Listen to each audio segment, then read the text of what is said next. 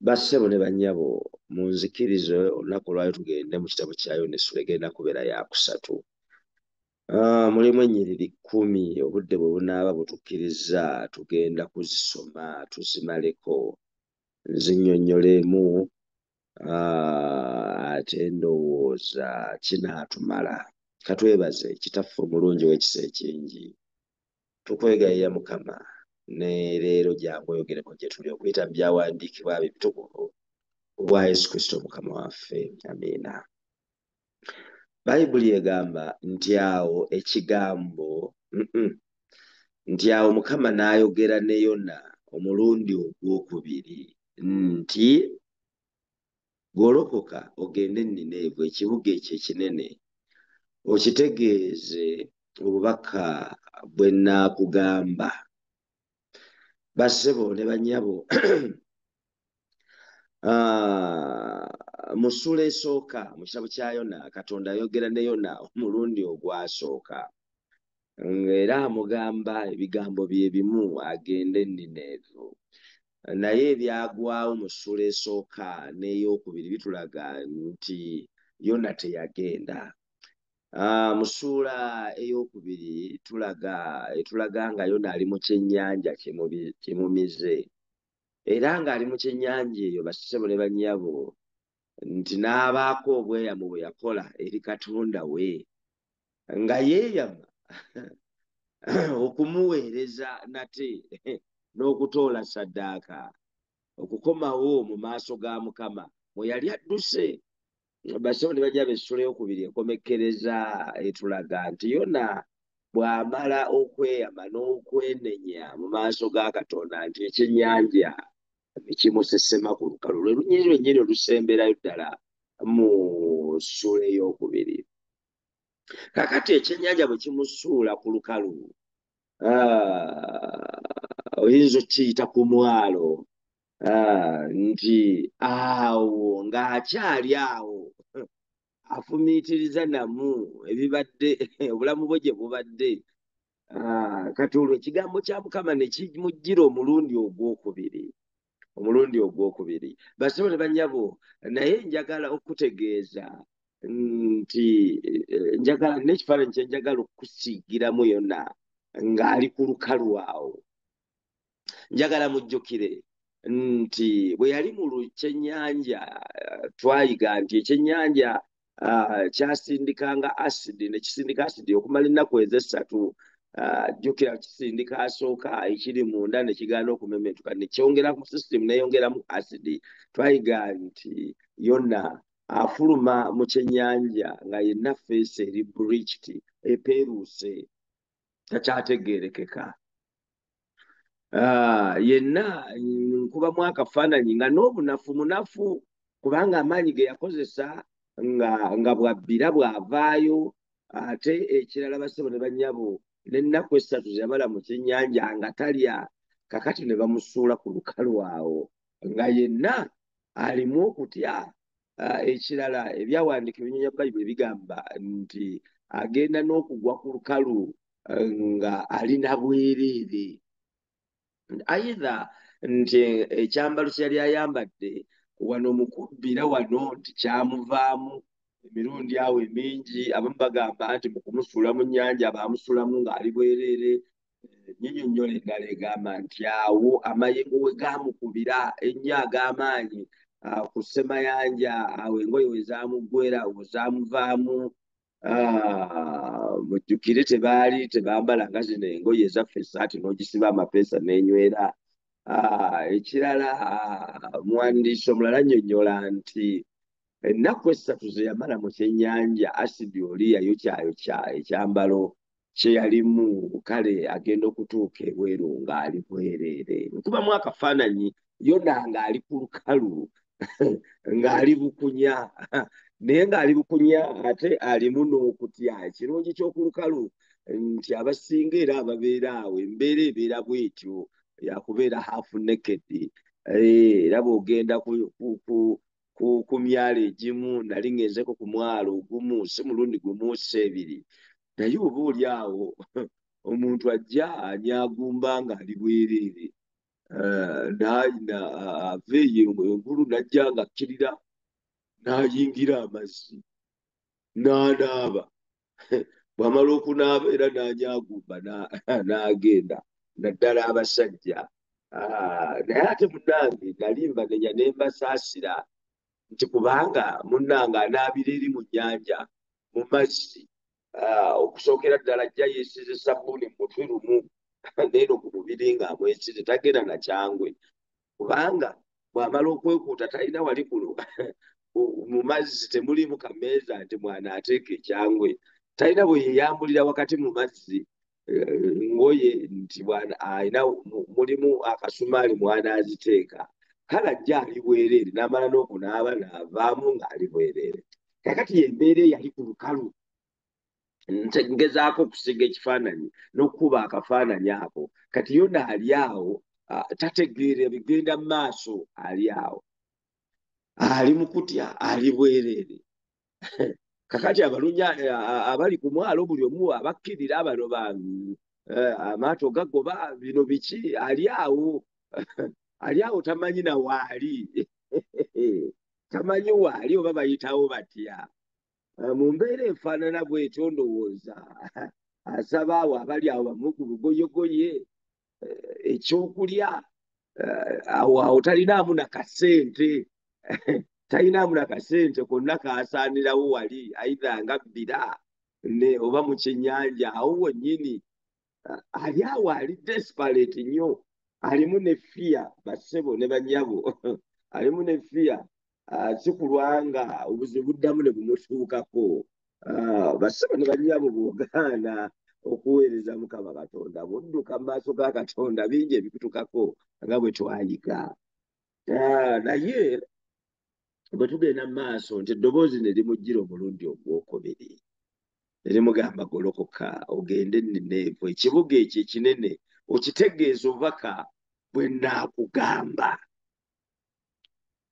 olunyi olwokusatu tugamba nti awo Yona n'agolokoka n'agenda e Nineeve nga Mukama bwe yamugamba era Nineeve kyali kibuga kinene nnyo nnyini nga kitwala ennaku 3 okukibuna bassebo ne bannyabo tulaba wano Yona nga tasibaamu ku mulundi guno Katonda bw'ayogera naye omulundi ogwokubiri Yona talinaamu any hesitation yonna kumuwakanya taleeta byekisisuzi bibye twatandikirako mu mutima gwe nti ate bajja kuntemula ate bajja kukola ki kakati Yona ku luno tabuuza atambula butambuzi nasoma akatabo nkerabidde tayito era akamu akanyonyola ku kitabo kino ekya Yona nti Yona okuva ekyennyanja we kyamusuula ku mwalo ogwo okutuuka mu kibuga Nineeve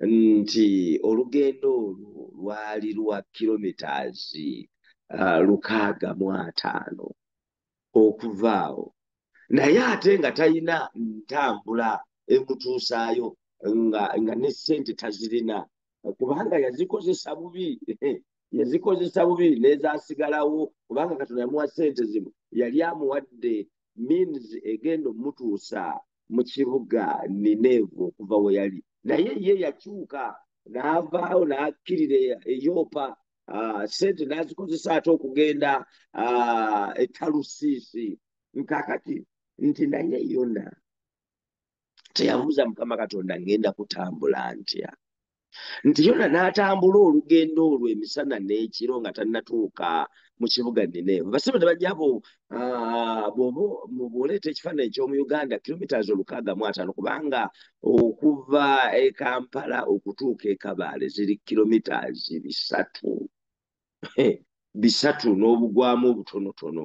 kakati okutambula okuva e Kabale mpaka Kampala times 2 Yona kye yaliko nkwemu akafaananyi ng'atambula adduka teri kwemulugunya agamba badde nfudde awo ng'aliko olinga ebimutuuseeko nga bbira ng'aliko olinga ebyamutuukako mu kyennyanja ndowooza ogw'ennyanja bwe gumala omusesema wali n'agutunira n'ogutunuulira nga gwebonga bwe gute mu nnyanja guddayo. Kaakati yona ssente ezaamuweebwa n'enteekateeka Katonda gye yali amuteereddewo okutuuka e Nineeve teyagikozesa bulungi. Kaakati alina okusasula omuwendo omunene nnyo on top of okubbira Tomation gye yayitamu n'ennaku 3 zaabadde amaze mu kyennyanja ezitabadde nnyangu. Kaakati azzeeko okutambula olugendo jjukira emmotoka zaali tezinnajja. Olugendo talina gwayimiriza ntwalirako ku bwereere. Ebitabo bya Bayibuli tebiddamu nti oba yafunayo entambula naye bitulaga lugende akabona kalaga nti yalutambula butambuzi. Basomole bannyabo, ekyo kyatuuka ku Yona. Kyesaagala nze naawe kitutuukeko. Katonda bw'aba atuwadde means ez'omuweereza tuzikozese appropriately, kubanga bwe tutazikozese nga Katonda akwesibyeko okuweereza gwe gwalonze, yajja kusala amagezi engeri gy'akunyigamu gy'akutuningamu omuweereze naye in a hard way. Basomole bannyabo, ekirala nga sinagenda mu maaso, waliwo point one egamba nti the soul of Jonah demonstrates how many times God leads us one step at a time without telling us more. When God told Jonah what he would say in Nineveh, Jonah rejected the call. Then God often only tells us what we can handle at a time. Singa ogoberera nti mu kutandika bwe baali batuma Yona ekigambo kya Katonda kyajja eri Yona, yamugamba genda mu kibuga Nineeve okirangirireko nti kigenda kuzikirira. Ku mulundi guno ogwokubiri Katonda amugamba genda mu kibuga Nineeve onyerugambye nti okitegeeza obubaka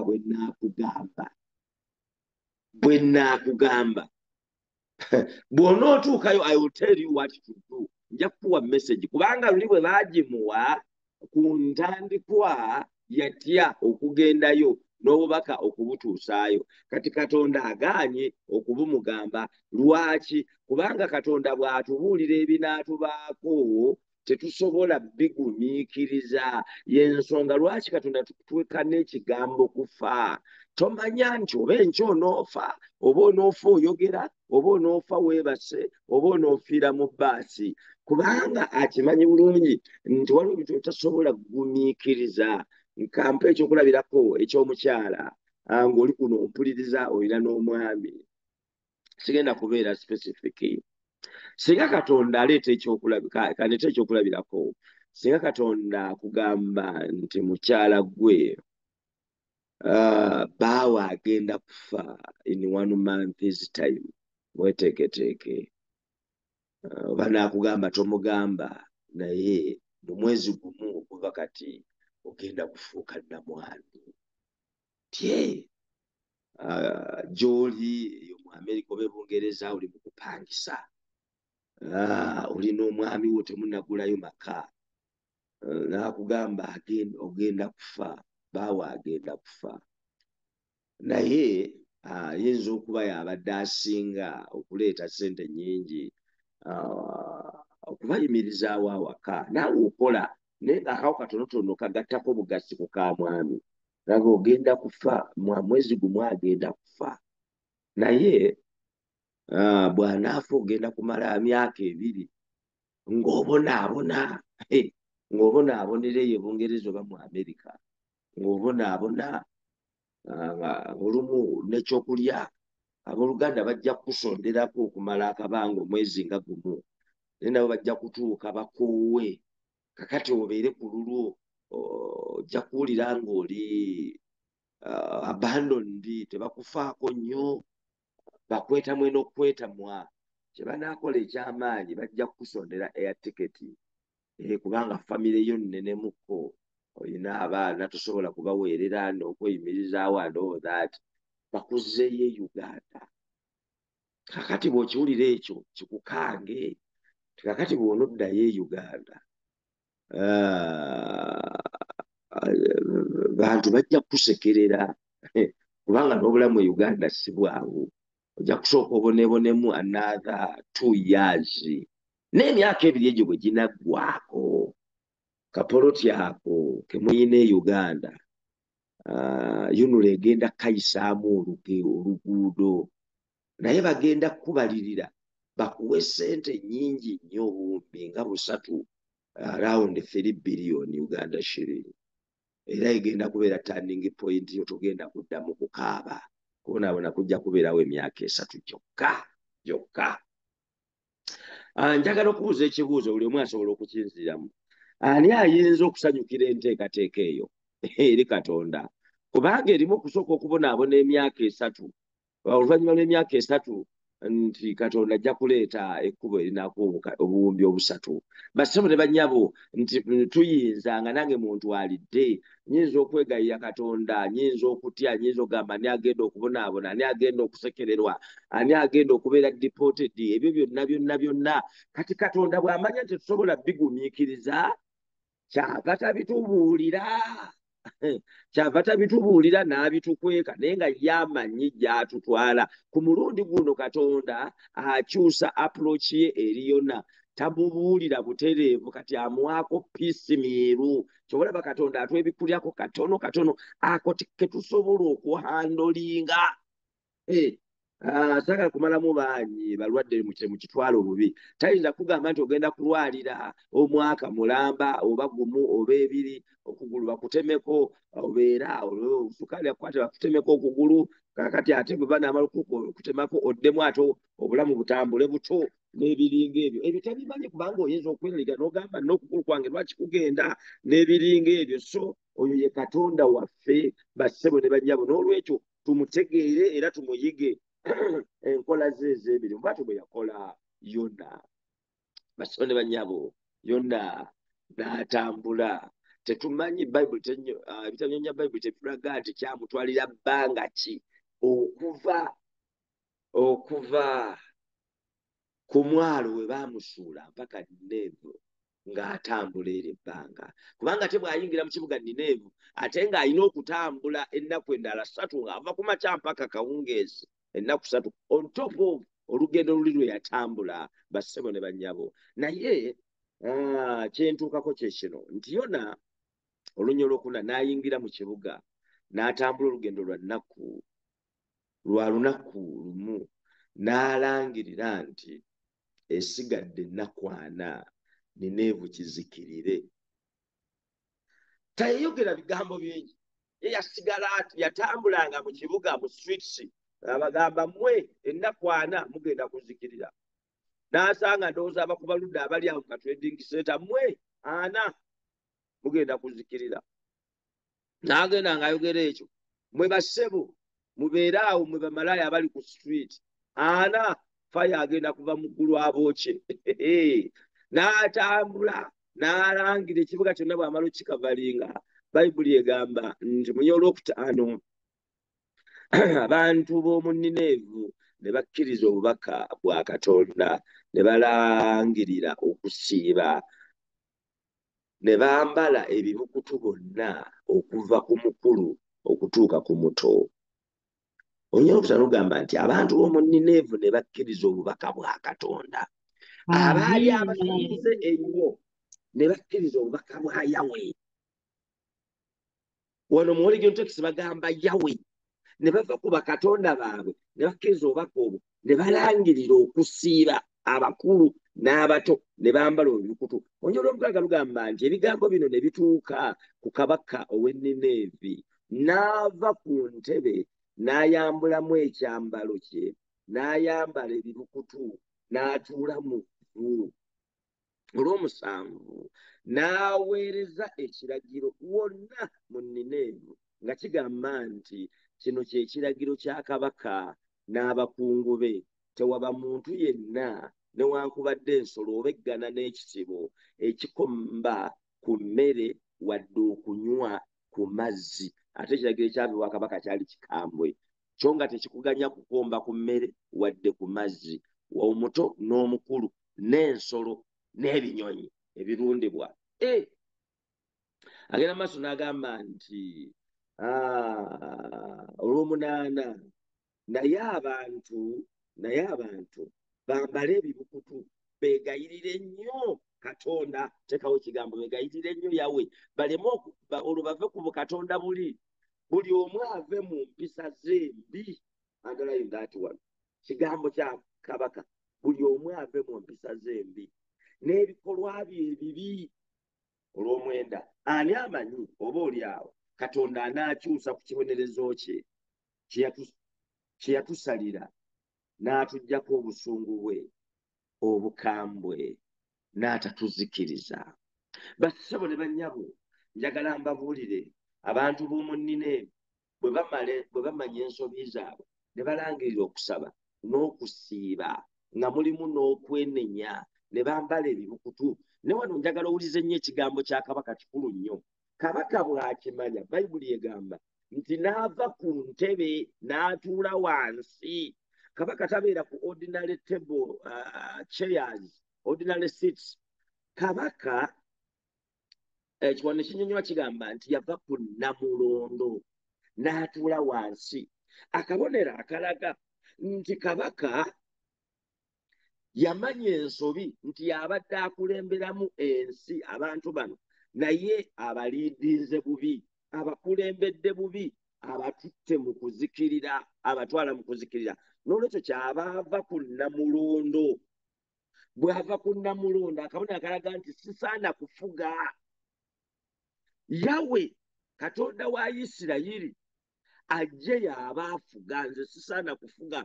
Kyobola baava ku Namulondo n'agirekera omulala ajja agituuleko. Teyakoma awo, n'ayambulamu n'ekyambalo eky'obwakabaka, n'ayambala ekibukutu, kubanga Kabaka yayambalanga ekyambalo eky'obwakabaka ekimulaga nti ye Kabaka. Kati Kabaka yeesabye omusango nti nze sisaana kubeera Kabaka, n'ebyambalo n'abiggyamu, n'ayambala ebyukutu, n'ava ne ku Namulondo n'atuula eri ng'alaga nti gwe Katonda jangu gwe oba olamula, kubanga nze I have failed, abantu I have led them astray, mbajje ku kkubo ettuufu eribatuusa mu bwakabaka obw'omu ggulu, n'olwekyo jangu gwe ofuge. N'alangirira buli muntu ave mu mpisa zembi, malaaya aveemu, omuloga aveemu, omutemu aveemu, bonna n'alagira ensi yonna n'ebisolo byonna bibeere mu kwenenya, babeere mu kusaba n'okusiiba. Njagala okubategeeza nga tuyingira mu sabbiiti ya Katonda entukuvu, Bayibuli etulaga Katonda bw'alaba how remorseful the king was and how remorseful the people in the city of Nineveh were.